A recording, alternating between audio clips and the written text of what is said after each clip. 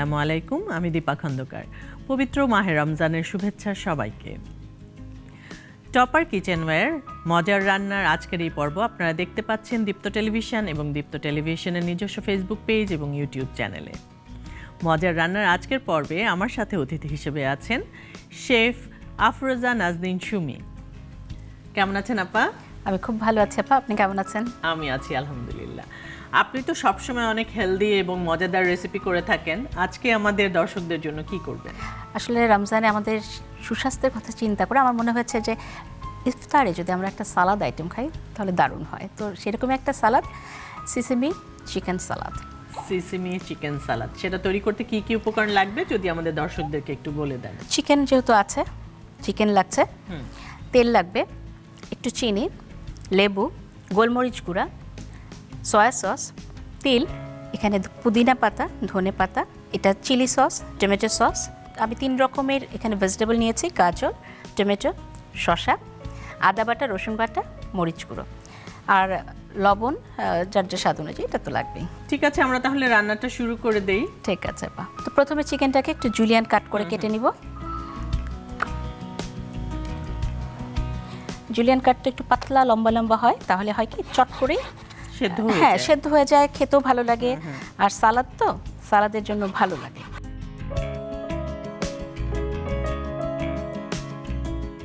চিকেনটা কাটা হয়ে গেছে, এখন ম্যারিনেট করার পালা। তো ম্যারিনেট করার জন্য আমি এখানে আমাদের যা যা ইনগ্রিডিয়েন্টস নিয়েছি সেখান থেকে একটু করে দিয়ে দেবো। ঝালটা স্বাদ অনুযায়ী, যে যেরকম ঝাল খেতে চায় হ্যাঁ সে সেরকম দিবে। আর সালাদ তো খুব বেশি ঝাল আসলে ভালো লাগে না, যেহেতু আমরা অন্য কোনো কিছুর সাথে মিক্স করে খাবো না। সো আমার কাছে মনে হয় টেস্টটা একদম জিভ সহনীয় হয়ে গেলেই ভালো। একটু গোলমরিচ গুঁড়া, এটা খুব ভালো লাগে। আমি সব কিছু একটু একটু করে দিয়ে দিচ্ছি। চিনি, sauce, chilli sauce, tomato sauce দুটোই আমি দিয়ে দিচ্ছি।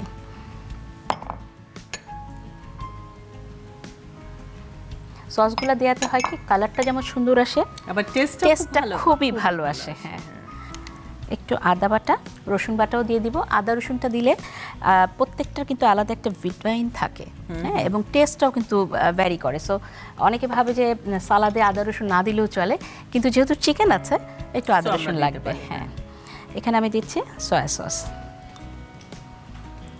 আর চিকেনটাকে একটু নরম করার জন্য আমি দিয়ে দিচ্ছি লেবু। লেবুর রসটা দিলে চিকেনটা খুব সফট হয়, আর একটা টেস্ট, ট্যাঙ্গি টেস্ট আসে, এটা খুব ভালো হয়। আর ফ্লেভারটাও খুব ভালো আসে তখন। এভাবে যদি আমরা ম্যারিনেট করে চিকেনটা রেখে দেই, তাহলে জাস্ট হচ্ছে ইফতারের আগ মুহূর্তে আমরা ভেজেও কিন্তু সালাদটা পরিবেশন করতে পারবো। আবার চুলাটা যদি জ্বালিয়ে দেন,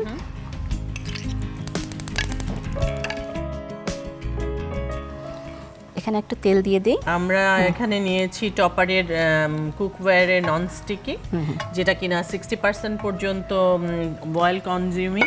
খুব কম তেল লাগে এবং চট করে নিচে পুড়ে যায় না, লেগে যায় না। তাহলে তো খুবই ভালো একটা ফ্রাই প্যান। দেখেই মনে হচ্ছে। আমি এখানে একটু লবণ দিয়ে দিচ্ছি, অল্প করে, কারণ লবণটা আমি আগেই বলেছি সসগুলোতে কিন্তু লবণ থাকে। সো এটা খুব বেশি কিন্তু সময় লাগবে না, চিকেন ভাজতে খুব অল্প সময় লাগে। আমাদের চিকেনটা হতে আসলে 10 মিনিটের মতো সময় লাগে, কারণ একটু সেদ্ধ হতে হবে, প্রপার কুকড হতে হবে।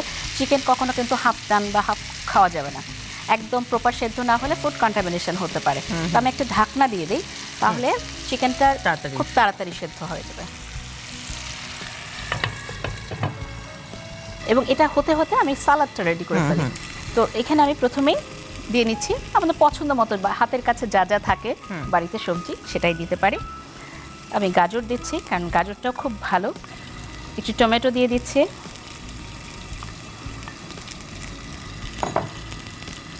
শসা দিয়ে দিচ্ছি। আপা চিকেনটা একটু নাড়া দিয়ে দিতে পারেন।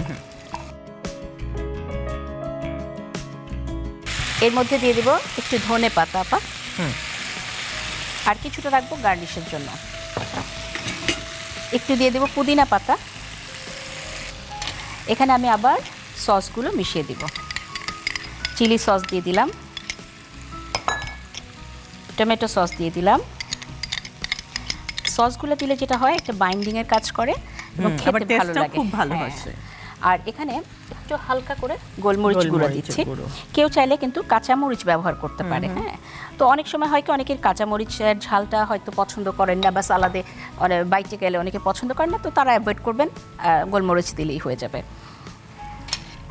একটু লেবুর রস দিয়ে দিব, হালকা করে চিনি দিব, খুব অল্প। তো এটা আমরা এখন মিক্সড করে নিব। এটা মোটামুটি মেশানো হয়ে গেছে। এটা কিন্তু আমরা একদম পরিবেশনের আগে করব এই কাজটা। আর চিকেনটাও হয়ে গেছে। আমাকে একটু চামচটা দেবেন আপা। সো আমি চিকেনটাকে এই সসটা সহই পুরো তেলটা সহ আমরা দিয়ে দিব।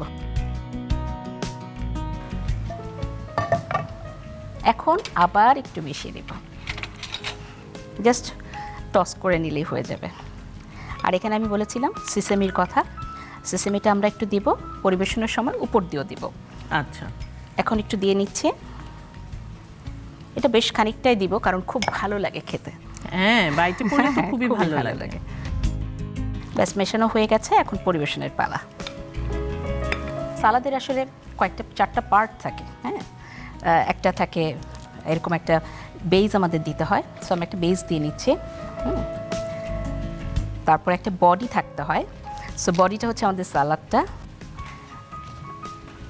সব কিছু মিলে সালাদের সাথে খাওয়া যায় এমন কিছু আমরা দিব, কারণ লেটুসটা আমরা সালাদের সাথে ব্যবহার করি, কেউ চাইলে কুচি করেও দিতে পারে। আমরা এখানে নিচে একটা বেজ করে দিলাম। আর উপর দিয়ে একটু সেসামি দিয়ে দিচ্ছে, কিছুটা ধনে পাতাও দিয়ে দিচ্ছে, যা যা আমরা আসলে ব্যবহার করেছি। একটু পেঁয়াজ কলি, এটা আসলে স্প্রিং অনিয়ন, সো এটা আমরা দিয়ে দিলাম। আর কিন্তু কিছু তেমন দরকার নেই। তৈরি হয়ে গেল খুবই মজার দারুণ একটা recipe, chicken sesame salad. Thank you so much. দর্শক, হেলদি মজাদার চিকেন সেসমি সালাদ তৈরি হয়ে গেল। আপা, অনেক অনেক ধন্যবাদ আপনাকে। আপনি এত মজাদার হেলদি একটা রেসিপি আমাদের দর্শকদেরকে উপহার দিলেন। আপনাকে অসংখ্য ধন্যবাদ। আর এটা ট্রাই করে আমাকে জানাবেন আপনার কেমন লাগলো। দর্শক, টপার কিচেনওয়্যার মজার রান্নার আজকের এই পর্ব এখানেই শেষ করছি। দেখা হবে আগামী পর্বে নতুন কোনো রেসিপি এবং নতুন কোনো শেফকে সাথে করে। সে পর্যন্ত সবাই ভালো থাকবেন, সুস্থ থাকবেন, সুন্দর থাকবেন। আর রমজানে নিজের খেয়াল রাখবেন, নিজেকে হাইড্রেট রাখবেন, অনেক পানি খাবেন। সবশেষে দীপ্ত টিভির সাথেই থাকবেন।